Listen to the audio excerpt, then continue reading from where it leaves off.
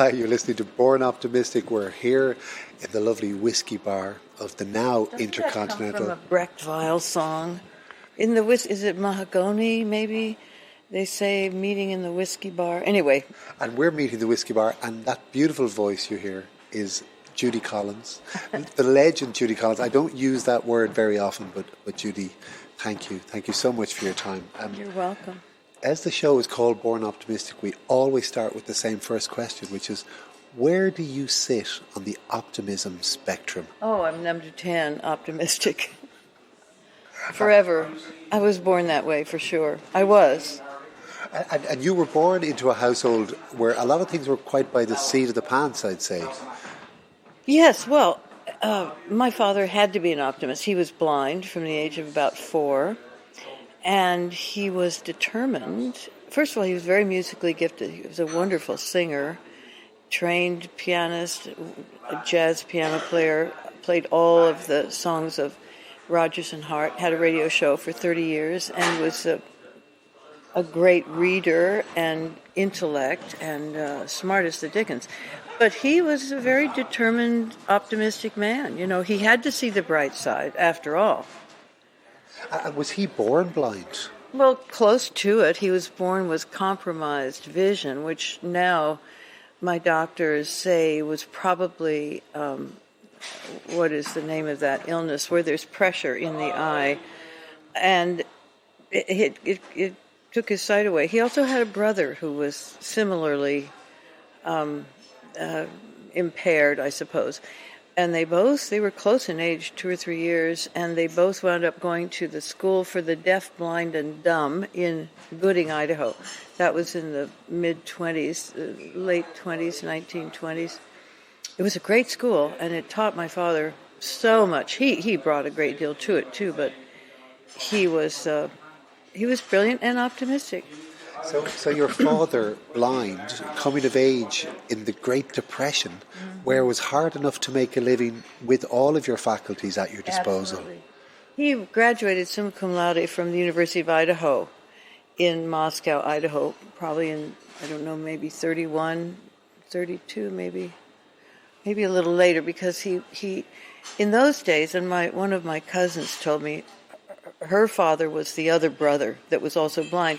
And I said, you know, Dad, Chuck used to, they hitched the rail cars from Idaho to Chicago, to the Chicago World's Fair, because he was writing for the, what was it called?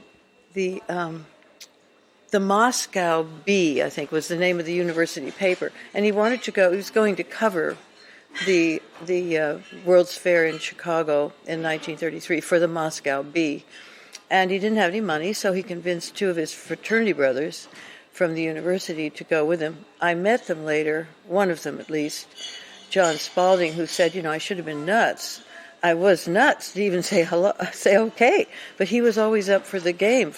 And they rode the trains. They hitched on the trains because they didn't have any money. And my cousin Lois said, well, they all did. Nobody had any money. They would always... Her father tuned pianos, and they learned that, of course, in the school they went to. My father tuned every piano we ever had, and I'd hear him tuning on a Saturday. But they went, and they hitched the trains, and they went to the Chicago Fair, and he had a great time. And, you know, you were on the road with your father and your mother, and him touring around before you could walk. What do you think this instilled into you, this upbringing? How to do it. I was queen of the road. I could sit in the back seat. I had all my toys. For 4 years, you know, I was the top dog. You were the only child until you were 4. I was the only child until I was 4. And then I was one of 5, so that was even better. And so was there ever any doubt that entertainment was going to be how you were going to devote your life, what you were going to devote your life to? Or were there other pursuits in the mix when you were younger? Music was it, of all kinds, of course. Music and writing, although I didn't write songs until I'd been recording for about 6 years. And it wasn't until I met Leonard Cohen, and he asked me why I wasn't writing my own songs. It was to his benefit that I wasn't. You know, when he came to the village to find me, we had a mutual friend, and we were introduced by her. And when he came to find me, he knew that I was the only person in the village who wasn't a songwriter. And where was he going to take them otherwise? No, but Bob Dylan wasn't going to listen to them. You know, Eric Anderson, David Blue, they weren't going to, Phil Oakes, they weren't going to listen to somebody else's song. They didn't. So he pushed the open door. You know what? That's a wonderful way to put it. And it's quite true. Because, you know, I think reading your memoirs and your writing, it really strikes me that did your ability to describe things so lyrically, do you think that came from having a blind father? Probably. I think that's a very good insight. Yes. I sometimes I've said, you know, it was always my intention to make him see me. And of course he couldn't. But language was his skill, and language and lyric singing. He was a wonderful, sang all the old Irish melodies, you know, and played beautifully and sang beautifully and spoke beautifully. He was the old-fashioned radio. He was the early Gleason days, you know, when Jackie Gleason had a radio show way on, and Art Linkletter had a radio show. He dubbed in for Art Linkletter in San Francisco during the 40s when he was on the radio in Hollywood, and he was top dog in the radio in Denver. People adored him, and they all listened to him, and so he had a tremendous following. But I think that's right. I think explaining and describing and using words was vital. And then, I mean, to re-ask Leonard Cohen's question, why weren't you writing your own songs? You had such a great turn of phrase. I didn't ever think of it. It was not, and it probably was to my advantage that I didn't, because I was able to do, I'm in service to the songwriter. To the song, I'm sorry. Never to the songwriter.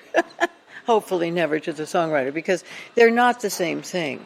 The song rules, and always did. You know, my dad would get these shows from Broadway on great big records. You know, they were like thin, crisp discs that you could break if you sat on them, and he would choose the best song from every show, and I learned how to do that, and I was attracted to and in love with melodies, and because I played classical music, I had all those great melodies in my head all the time, and plus all the greatest songs, and that was my skill. My calling was to be able to take the songs that I heard and make them sound like Judy Collins songs, and make them understandable. In other words, to get them over to, that was what I was taught. I was taught to be an interpretive musician, singer. I was not writing classical music. I was playing it, and I was learning it, and I was practicing every day, as I always do. And so it was a natural. And when I came into Greenwich Village, I had the record label. I'd already got, because I could sing. You know, I was already somewhat accomplished, and I certainly could tell a story. I always thought of myself in the early days anyway as a storyteller. And I didn't sing very well. If you hear those first two records, I'm singing way down here. And then I found this wonderful teacher in 1965, which is why I can sing the way I do today. But it was a natural thing, and I do believe that you're called in life to do certain things, and my calling was to be of service to those songwriters. I don't mean those songwriters, I've said it again, those songs. It's subliminal, it's in there somewhere. And it was your first husband who said to you when, I don't know how many years you were married, I think you were around 20, and he said, why did you go and get a job doing something you're good at? He pushed you out the door. He pushed me out the door because always I sang. I sang for school shows, I sang for fundraisers, I sang for I had a little group called the Little Reds, and the girls danced, and I sang and made up stories for the story of Little Red Riding Hood. And so I was always performing, but not, except once, and when I was 16, I had a job with the Jack Blues dance band, but I considered that to be sort of like babysitting or selling wreaths. It was a way to make some money, that's it. a few weeks. That was it, and then they fired me because I was only 16, and they were playing in bars. But I never thought of this as, you see, I was on the other end of the spectrum. In other words, I was doing the work. I was practicing. I was playing. I was practicing the piano. I was learning songs. But I wasn't called to be professional and having to be on time and at a show until I was 19. And that was when he said to me, I was working at the University of Colorado, filing papers, something, and taking a typing class. I think I got the typing class in exchange for working in the office to file papers. Thank God I learned to type. And he said, as you said, why don't you get a job doing something you know how to do? We didn't have any money. He had a job with delivering papers. He was in grad school. You know, we were broke like most people in grad school are. What age did you get married at the first time? Well, we were married we'd been together for 3 years, I guess, and then I got pregnant, and so we got married in 1958. 17? I was just 18, I think.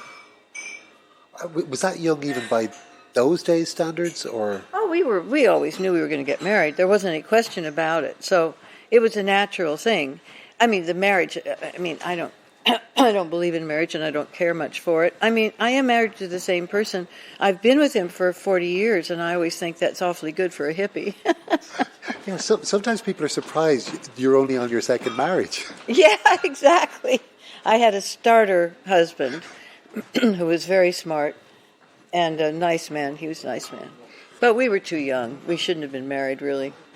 And so by the time you kind of wanted to thrust yourself into the scene and head for the bright lights of a bigger city, you know, what prompted that decision? I just needed a job. I don't think that I had any doubt that I would always be playing the piano, playing the guitar, learning songs. I mean, that is my go-to position. So what I needed was to make a living. I'm just getting a sense of you don't really appear to see music as something that you get to be indulgent about. That the starving artist in the garret, pondering their navel, oh, woe is me. You seem to have much more get on with it philosophy. Oh, it's always get on with it.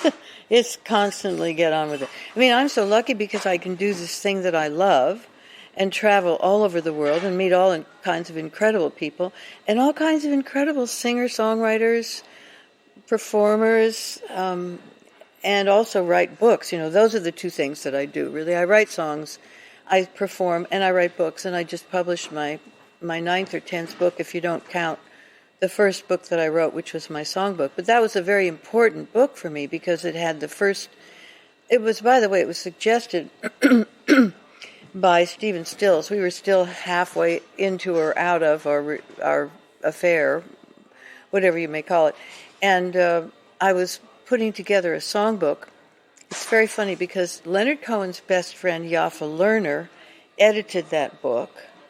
And Stephen Stills said to me, well, while you're putting this thing together, why don't you tell the story of your family? Because it's so interesting. He didn't know my father. My father had died the months before I met Stephen. So he didn't know my father, but he knew the rest of the family, and he knew the whole story. And he said, you have to write it because it's so interesting. It's so, dysfunctional. I thought it was rosy. It was also very rosy. That was what was so intriguing about it. Because whatever you write about your family, you write about it with such a fondness. There's a glow off it. Yes, well, that's the optimism coming out. But it was, it's a wonderful family. I just lost my youngest brother last year to cancer. Oh, God. He was 64.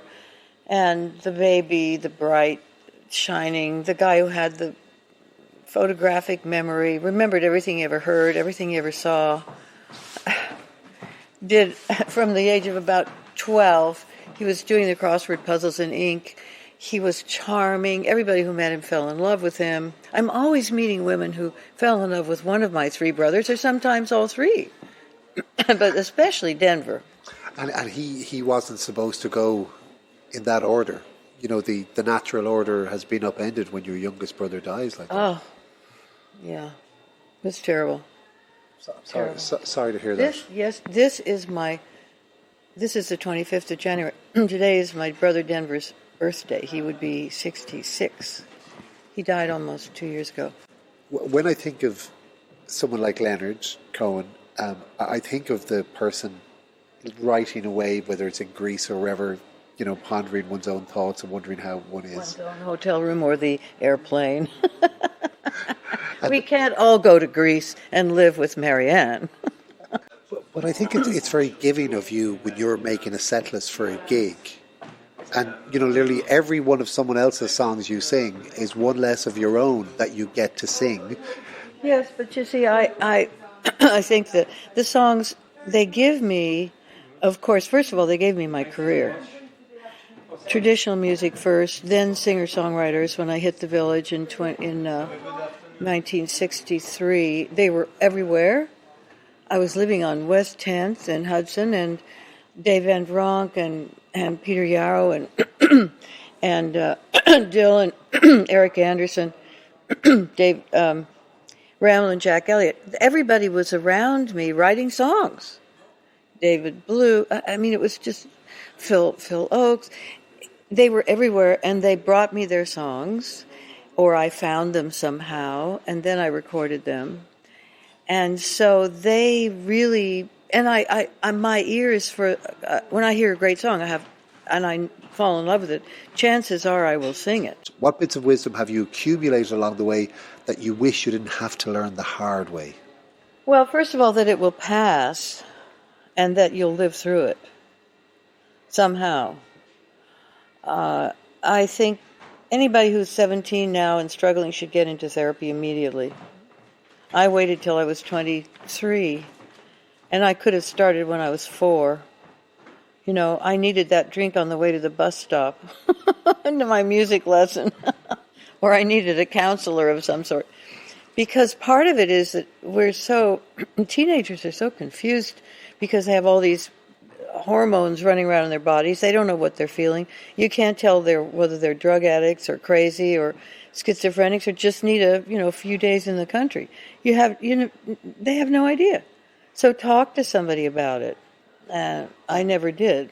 And how do you know, if anyone's listening, what are the signs you think that you might need to talk to somebody? Oh, well, if you're feeling sorry for yourself, depressed, angry, any emotions to the extreme in life, except where it's appropriate. I mean, if you're at a funeral and you can't stop crying, you don't have to go to a shrink for that.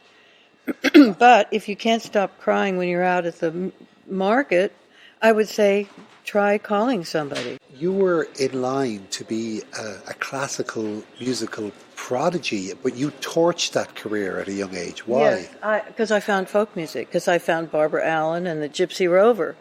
They're the 2 songs that changed my life. And it wasn't listening to Pete Seeger or Woody Guthrie. It was Joe Stafford singing Barbara Allen on a record she made for her little record company. She made all of her hits with her husband for Capitol Records, but she was Scottish, and so she made a recording of Scottish songs, which is quite wonderful. And I heard Barbara Allen. I mean, she was a wonderful singer. And then the Gypsy Rover was a song in a movie score in an Alan Ladd movie, which was 1954, I think. And it was called The Black Knight. And Leo Desmond from Dublin did the arrangement of the Gypsy Rover, which was in that movie. And I heard it on the radio. I heard both of these songs on the radio. And I flipped out and I said, I have to have a guitar, I have to learn. And the guy down at the music store in Denver, Wells Music, he said, this whole genre is called folk music. I said, interesting. He said, yeah, look at all these records. There's Josh White, there's Cynthia Gooding, the Clancy Brothers, there's, Pete Seeger. And so I was suddenly introduced. I was probably 15 at the time. What was it that connected with you? Can you remember what gave you that tingle? It's the stories. It's the stories, broken-hearted, lover lost, lover dying, girl running off into the woods with a gypsy rover. And here you are still roving. Yes, always. As a friend, Steve Wall from the study would say, you have a great appetite for road. I do indeed. I do love it. And the thing that really strikes me about you is you still have a vitality. There's nothing weary about your attitude or approach to life or politics or music. You're not jaded. No, I'm not jaded. What do you attribute that to? I never stop learning things, reading. I'm a great reader. I'm an addict. I'm addicted to books. One of the greatest books I've read recently is the new biography of Grant, written by my friend Ron Chernow, who wrote Hamilton. And the story of Grant is worthy of everybody reading and being educated about what a working alcoholic looks like. And I was a working alcoholic, for 20 years. I drank for 23 years, and I got sober almost 40 years ago. So, I've had a whole new life given to me because I'm sober. So I think that I was always optimistic, and I was always working, and I never missed a show, just like my father, until the last 2 years of my drinking, when I couldn't sing and I couldn't work, and I was dying, actually, of alcoholism. So that happens to alcoholics and drug addicts. And those 20 years of drinking, how many of them can you remember? Oh, I remember a lot. Wow. I do. I mean, I was a blackout drinker, so when I was blacked out, I remember nothing. But in the times I was awake, I remembered a lot. I also kept journals. I was addicted to writing everything down that happened, and so that was helpful, of course. But I was always looking for ways to be healthy. I didn't know what alcoholism was. I knew I had it. I knew I was an alcoholic, and I loved it. I loved drinking, but I wasn't about to quit. But I had no idea what that meant. I didn't know the disease I had would kill me. I didn't understand that. And do you know why you drank? There's no reason. Everybody says, "What's the there is no. You are either an alcoholic or you aren't." So you think to see alcoholism as a symptom is actually seeing it wrong? It's not a symptom. It's not a symptom. It is a condition, and it is curable, and it is impossible to, I think, get sober without help. And there's only one place to go, and that's Alcoholics Anonymous. I don't care all this gibberish in the papers about how it doesn't work. Nonsense. I'm 40 years sober. It works. And is it fair to say for it to work, you have to want it to work? Well, they say so, and it's true. The problem with drug addiction and alcoholism, and all addictions, honestly, is that they're self-diagnosed. You see somebody who weighs 400 pounds, and my latest book talks a lot about this because it's about eating disorders of all kinds. Morbid obesity to anorexia. And you see something like that and you say, well, what is the issue here? The issue is he's allergic. I'm allergic to certain foods, just like the alcoholic is allergic to grain, sugar, flour, wheat, and corn. Those 5 things. They're in alcohol. They're in the foods that people who are addicted to those things eat. And when they eat them, they set up the compulsion and the allergy. So, I mean, I've written a very simple book, in a way. It's called Cravings. And I go back in history and cover mini biographies of about a dozen gurus, diet gurus, including the first King of England, Byron, Lord Byron. He was an anorexic. He was a compulsive eater. He was sick with the food issue. And, I covered Jean Nidetch, who started Weight Watchers, and Atkins, and a lot of it. It was great fun doing it. My jaw is just hanging down because I've never heard that connection before. And what brought you to this? What turned you on to this topic? My own eating disorder. Because all along, from the beginning, I was a sugar addict. My mother was a great chef, but she was also a very good concoctor of desserts. I mean, she made the best fudge, the best divinity. Oh my God. It was just, she used to send me packages of of course now I can't go near it, but I had an eating disorder for a long time. I was bulimic for 11 years, and I suffered all the ups and downs and sideways and so on. And then I got sober, and then in a couple more years, I got clean, and I have a diet that is basically free, totally, of sugar, grains, flour, corn, and wheat. Period. I don't eat wheat. I don't eat desserts. I don't eat between meals. And by the way, the issue here is the cravings.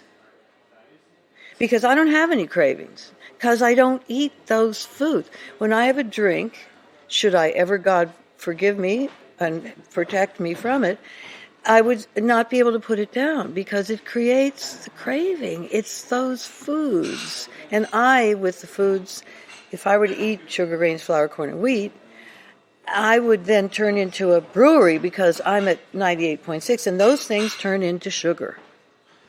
I'm just thinking, it's almost like a chicken and egg. Which came first, or how did these things become so popular? And why is it that what tastes so good and that we crave is bad for us? Well, what is it about us? Well, it's probably cosmic. I mean, we were fine when we were hunter-gatherers, but when we started raising corn and wheat, we started to get sick and fat and drunk. I had a lot of fun drinking, don't get me wrong. And we thought in my family that if you didn't drink, you probably couldn't read. Ironic enough, since your dad was blind, but he did the Braille. That's right. He said, it's not so bad being blind. Look, I can read in the dark. I have these images. There's one of your things where you're talking about your dad reading while driving, and I had this image of him kind of reading when you wouldn't even know he was reading. That's right. No, he could always do that. And he had a little Braille. He had the big Braille writer on which he would write his own script for his radio shows, and then he would type his producer's script. I mean, he was amazing. The idealism of the 60s, and for me it feels like we're in a new wave now. It's almost like the idealism of the 60s and the defeat, or some people view it as a failure, some people don't, but now it feels we're in a new wave. Do you feel that we're... Yeah, people are waking up, particularly because they've got this unawake person. I'll say no more. I think in a way we've a lot to be thankful for. Yes. He's done more for climate change. He has done more for the human condition. He has brought everybody to attention and realizing, oh, we have a constitution. It's really fascinating. People are actually reading, learning, studying, marching. Marching is very good physically. But I used to feel like I marched in 2003, before the most recent Iraq war, and I felt in a way that we were letting governments off the hook by marching, that we were releasing steam. They could let us march. Yeah. When you watch I was just always, I think of the Vietnam War and the Iraq War, but particularly the Vietnam War, because that's the one that was so ingrained in my mind and my body and my psyche. Everybody knew exactly what was going on. Everybody in government. And they lied and they lied and they lied. And they could not, nobody could bring themselves to say, let's put a stop to this. This is insane. So, yes, I think that is interesting, that it does take away. But I think everything is reaching a different level of intensity. The marching, I think, is also in tandem with the kind of thinking that will lead us to solve this. I mean, whether it's Mueller or whether it's God, whoever's going to do it, it is going to happen. It's remorseless and devastating what's going on, because it doesn't affect just us.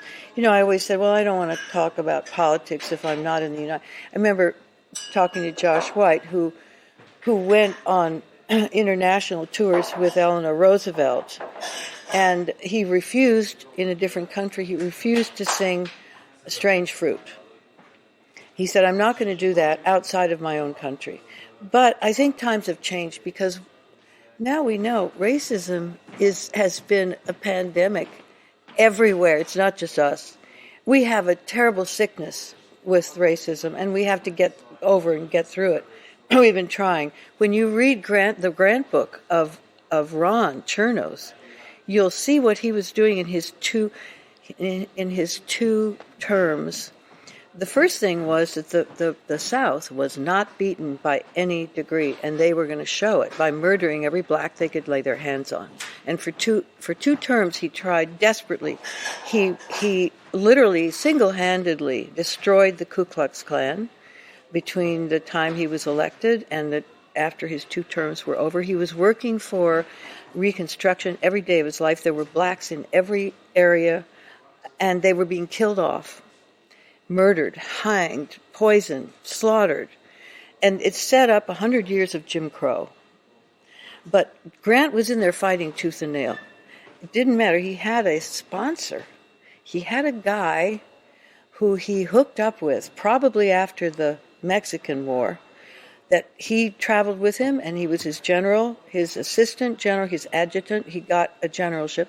His name was Rollins, and he was his sponsor. He was his sober coach and kept him sober. Nobody has ever written about this before. And the thought is, and I take this from the book, I mean, Ron is a genius, a most brilliant writer, and of course we know from Hamilton what he's done for political education as well as entertainment. But he points out Grant had a bad rap from other generals and people in general, and the populace of the South who wanted to tear him down. They wanted to disenfranchise him. They wanted to bring Lee. Lee was the great man. Well, they didn't want to surrender. They didn't want to get rid of slavery. This was an economic thing. Yeah. And, of course, racism is big-time mental, physical, emotional criminality.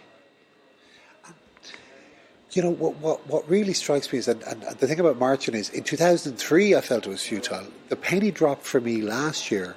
There's a lot of women's rights marches at the moment. And I realised the marches are not about who you're protesting to. No. The marches are about the people who are marching, finding comfort from each other. And it took me until I was 44 years of age to realise that. Yes, this is the group conscience, which is raising the whole group conscience. And I think this sexual assault business that has now come up, the Me Too movement, is in part that women gathering together and understanding that we have a right to speak out. We have a right to be not just here on the street. We have a right to say, you don't have any, get your hands off me, you son of a bitch. That's really where it goes. But also that the energy that is provided for the culture is very precise. I think it started when Trump came out of that bus spewing his words about his own sexual brutality to women, and it didn't do a thing. Well, I think it raised the bar for all the women and said to them, okay, we're going to get you, but we're going to get all of you, not just you. We're not going to waste our energy on just you. We're going to have a wider... Right. That's right. It's all of you buddies. Well, so as someone who was there during the 60s and saw the protests and saw what worked and what didn't work, what advice do you have for people who are trying to enact change today? You can never stop. You can never stop. You're never finished. Pete Seeger and I were very close, and I adored him. And I said to him, there was a big movie made out of his life. Jim Brown made a great movie, and it went into theaters, and it was huge. I called Pete, and I said, wow, God, how do you feel about this? This is extraordinary. He said, it has ruined my life. I said, what? He said, now the mail comes in these huge bundles, and Toshi and I cannot answer it individually. We have to send a card out and say, Then, about 2 years before his death, I was there with him in the hospital the day he died. I had been there in the daytime singing and talking. He couldn't talk, but he held onto my hand, and I sang to him and thanked him for a lifetime of, incredible leadership. And anyway, 2 years before his death, I called him one day and I said, How do you feel about the world right now? This must have been in maybe 13. And he said, I'm more optimistic than ever. I said, what? I'm about to smash my fist into the wall over something or other. And he said, no, I'm so optimistic. He said, there are people all over the world doing wonderful things. They may be little groups, they may be big, but they're doing incredible things. They're really thinking about what's going on in their communities, and they want to change things, and they're doing creative things. He said, it makes me so happy. So that's the only way you can think. You have to look around. You have to know what other people are doing. You have to, of course, you gotta read Fury and Terror, whatever that new book is about Trump, because you have to know your enemy. But you also have to look around at your friends. What are people doing that's wonderful? Hillary Clinton reportedly named her daughter after one of your songs. Yeah. Do you think Hillary should have stepped aside and let Bernie go? How do you feel about all that Democratic nomination thing now in hindsight? Well, it was rough for everybody. I think the Democrats have a lot of work to do because their deep connection with the disenfranchised, with the middle class, with the poor, with the hungry, they've got to make those roots deeper and do more work. That's really that's the basic thing. Bernie is all about that, of course, and Bernie's a genius, and he won't go away. And that's a good thing. And what we're learning from him won't go away. So he's enfranchised a whole. Of course, the millennials and the people. I voted for him in New York in our primary. I didn't vote for Hillary in the primary. I voted for Bernie because Bernie is where all of our real solid beliefs lay. I wasn't sure the other way. I felt Bernie was he was willing to breach the code of silence about a lot of things. And so that's wonderful. And he's in our lives. He's not going to go away. And neither is Hillary. People have problems with her. I don't. Because I think she's doing the best she can, and I think she's a very fine politician and person. She was a great senator from New York. She had two very, very, very solid terms. Of course, if you look at what could have been and what is happening, I have to take a deep breath and say, we must be on a learning curve of some kind, because we got the opposite. We got the destruction of much of what Obama was able to do. Of course, the other side of that is that it can be reversed by presidential orders in another administration. You speak about turning, but there's a lot of damage. I will say that. I will put a P.S. There's been a lot of damage. A lot of the institutions in the country have been de-escalated. People have been fired or not hired. A lot of the judges are so far right-wing you couldn't see them over the horizon. So a lot of damage is being done. But as you and I are saying, there's so much activity that's been spruced up and sent out to do its work. And then, in a way, this makes me think of, you and your purpose, and, you're playing the concert tomorrow night. You're bringing people together in a certain atmosphere. You get to conduct the mood of the room. What do you feel is your purpose now, and what do you feel your purpose was when you were 20 years of age, and has that changed at all? My purpose is to be present. And because I sing, I have a privilege. I stand on the stage, and I am in my own mind thinking about the things that I need to think about, whether they're reveries, memories, ideas. And in my audience, when the lights are out and everybody's sitting there, they're also doing the same thing, but they have their own memories, they're doing the revisionist, revitalizing, reflecting, just as I am. And I think that's service.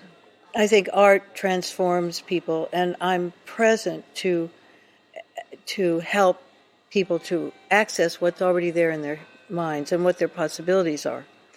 I'm sorry. There was an interviewer who said to me, has said in his article about me, I think it was at the Queen Elizabeth in England, and his name was Jewel, I think, and he said, I came from the concert scarred. I said, that's somebody who gets it, because if you don't come out of a concert and say, I've been changed, I can see something else in a different way, then you haven't really been gotten to. So I try to get to people. Do you, like, it's just you on Derek stage? Jewell, I think his name was. Do you write a set list in advance? Do you know where you're going? Do you know what's going to happen, or how do you plan that? I mean, with such a repertoire as well, like how do you construct a show? I do have a set list.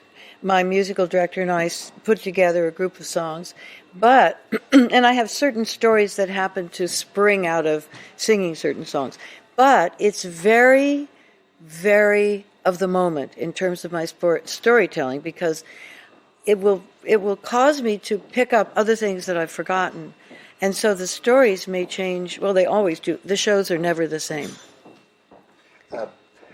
We touched on Leonard Cohen there earlier, and I have to ask you, what was he like as a 20? No, he would have been in his 30s by the time he was coming to you. He was 30. Yeah, he would have. I think he was 82 when he died. So he was 4 years older, 5 years older than I, something like that. So what was he like when he first approached you to sing his songs, and why didn't he sing them himself back then? Well, he sang them to me, but he did not want to be a singer. He did not. He said, my idea is that I'll sing you the songs, and if you like them, and record them, which I did. Being the first person to record them, I was then vetted by him as the person who changed his life and made him famous, which is fine. I sang so many of his songs, and I adored him.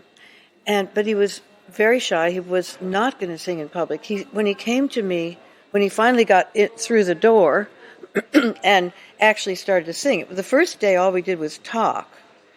And we went out to dinner, and then afterwards on the street outside Tony's on 79th Street, I said, listen, Mary said that you've written some songs, and I'd really be interested in hearing them. He said, well, I'll come back tomorrow and I'll sing them to you. But he didn't sing them to me. When he came the next day, he said, I can't sing, and I can't play the guitar, and I don't know if this is a song. And then he sang me Suzanne. I said, you're kidding, of course. I said, I'll be recording that next week. And because he would not sing in public, he said, I want you to sing my songs, or the great you, whoever. And Neil Diamond, I think, was the second person to record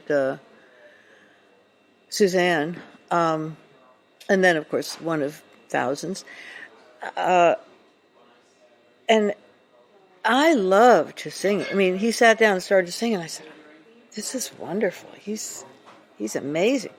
So over the course of the next few months, I heard another batch of songs and started to choose a few more that I would record on the next album.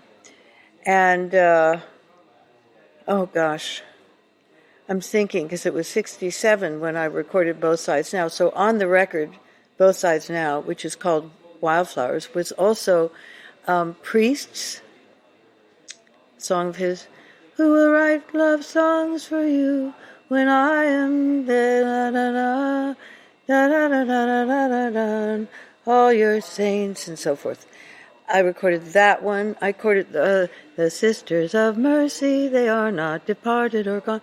So at that point, he said to me, why aren't you writing songs?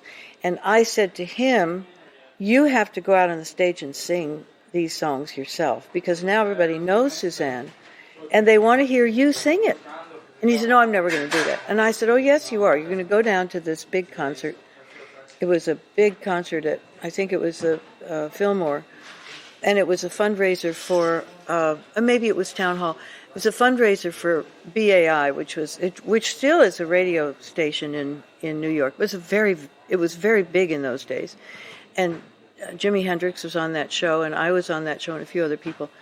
And I brought Leonard and pushed him on the stage and made him sing. And although he stopped in the middle of the song and had to come off, and then I went back with him. At the end of the show, when people went crazy, he got it. He said, "Oh, I see." What is that it that he got? He got that rush that happens when you're singing in public and people love it. I mean, we all know it. We're all Irish. We know it. We do it in the bar. We do it at home. We do it around the family table. We do it in the street. We sing every place. Most of us do, I think. There's something scarily attractive about it. Yes. Oh, it's quite, well, it's addictive.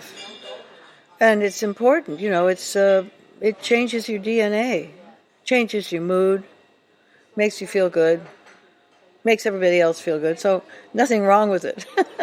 So Leonard pushed you into writing songs. You pushed him into performing. Are you grateful that he did that? Oh, my God. I owe him so much. What a brilliant man.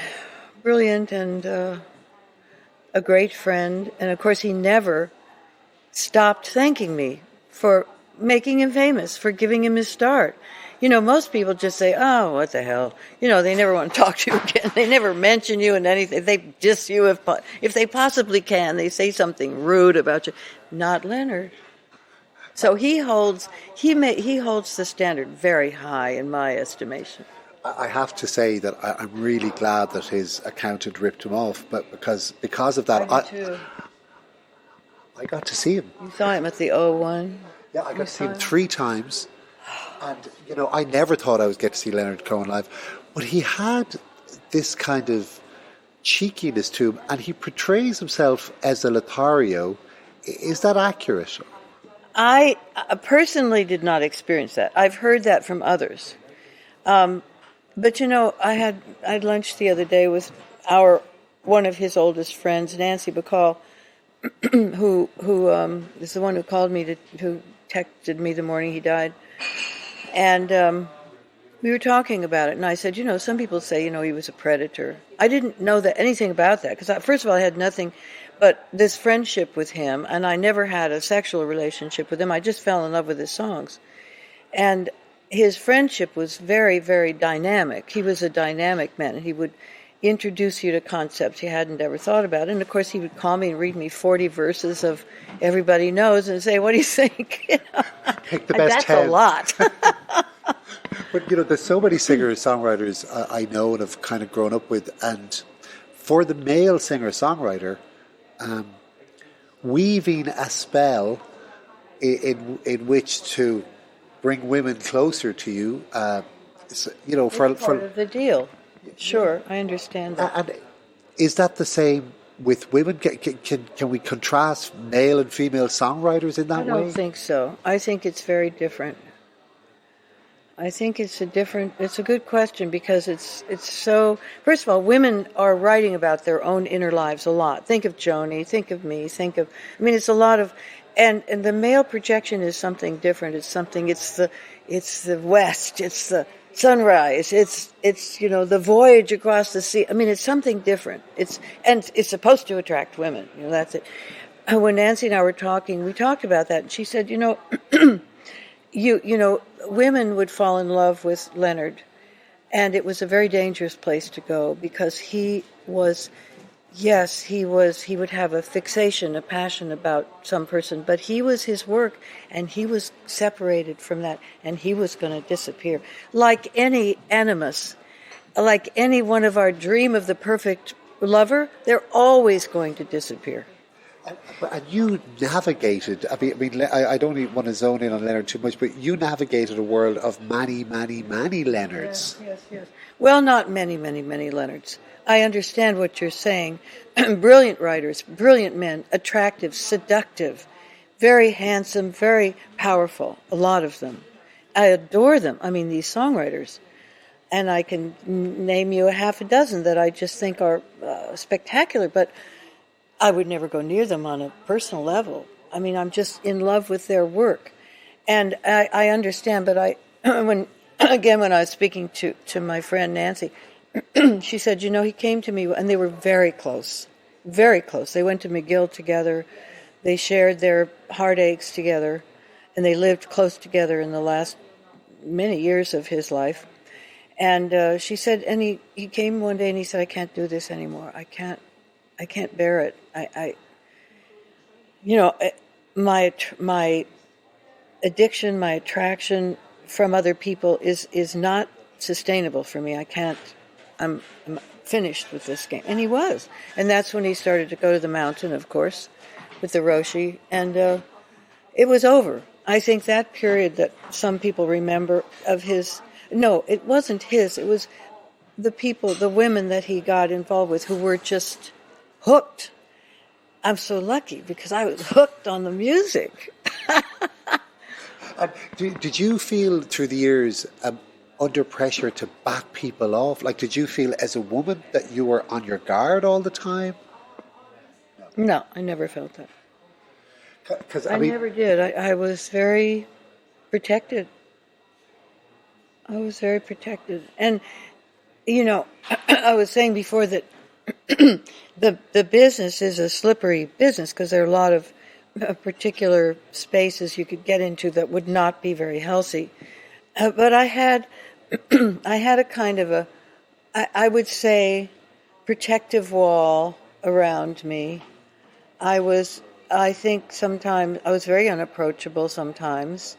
I would answer all my fan mail, but I was kind of distant in some ways, like my mother. My mother was distant in some ways, and I think she was protecting herself from my father's alcoholism. And I think her distance, or maybe she picked it up, maybe it's a family thing too, I don't know. Secrets, yes. But I think that there was a kind of purposeful distance, and I think I learned it from her.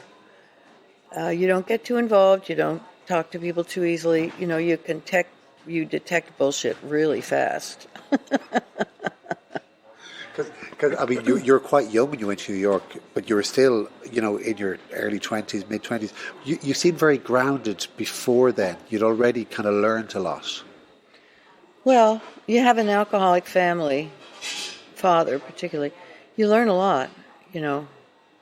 You learn what you don't want, and you learn what works. And you learn a lot about seduction, but you also learn a lot about boundaries. There has to be a boundary there, because otherwise you get sucked into that craziness that's going on in the family. And you really don't want to know about it. You really don't want to get... And, I can also say that you asked me if I remembered a lot. The fact is that I was in blackouts most nights of my 20s, my early 20s. I didn't I didn't drink while I was singing when I had to work, but I would make up for it at night. And if I was anywhere where I had a day off or had a night off I was blacked out. And so maybe because I think sometimes I would remember waking up, coming out of a blackout, and I'm talking to somebody and they have this look on their face that says, who is this person? She was screaming at me a few minutes ago. Now she's this lovely... I think that probably a lot of things happened that I don't remember. But I don't think I had incidents, for instance, of sexual assault. I don't think that.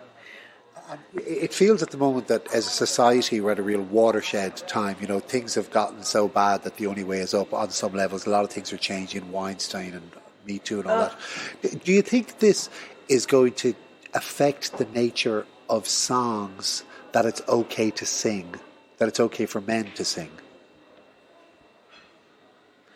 Oh, I think poetry is your golden pass. I think you can say anything in poetry and song. That's the point. If you're saying it in a song or a poem, that's fine. If you're doing it on the couch in somebody's living room, that's very different. Nick Kelly was on the show a few months ago. He's an amazing singer and songwriter, now film director. But he said something that stuck with me, is that in a song, you only have 300 words, so they really need to count. They need to count. Well, the poetry, yes. The songwriting, the poetry, it's really hard. I'll tell you. It's really hard. I sometimes wonder, I was seduced by these great songs, and it did keep me from focusing on songwriting. It was also my friend, because it helped me. I sang great songs, and they became great sellers, and they helped me. They helped me make a living. They helped the writers. So it had to be about service, but it's really hard to be focused on just writing. And I only started to do that really in the last 5 years. You're 10 books in, you say you may not count one of them. So in a way, does your longer form writing help you with songwriting? Oh, yes. And I think now I can't really come up with another book. I mean, I've tried, and I have a couple. I'm writing a book about my father called The Man Who Saw Everything. And I'm writing a book which is a mystery. I wrote a mystery in 1995, by the way. It was quite good, actually, called Shameless. And I own it now, so I think I'll put it out one of these days. But I do think it focused me, so it kept me doing what I love to do, was write. But somehow I've been sort of released. Well, I met Ari Hest about 5-6 years ago, and we recorded one of his songs, 2 of his songs. And then we recorded an album of songs that we wrote together, which got a Grammy nomination, Silver Skies Blue. His first, he's about 37 or 8, I think now. And my 6th or 7th nomination, but also it was the first time I'd been nominated in 40 years. Gloria Gaynor took 23 years between nominations, so I get a small Grammy for that. But it strikes me sometimes that singing other people's songs shows a willingness, I think, to supplant your own ego. Do you see it that way at all? Is ego related? It satisfies my ego because I want to get my hands on that song. If I hear it and love it, boy, do I want to record it. And when you were singing there a few minutes ago, I was like in heaven, but your voice has not changed much at all. Yeah, I'm lucky. I had a good teacher, and I work very hard at it. I work hard at the physical aspect of keeping healthy and exercising, eating right, not screaming, not drinking, not smoking, all those things that you have to put into living like an athlete, truly. It's amazing. Before we finish, and thank you so much for your time, I could go on for hours, but it's quite a heavy question to just lay on you, but what do you think happens to us after this life?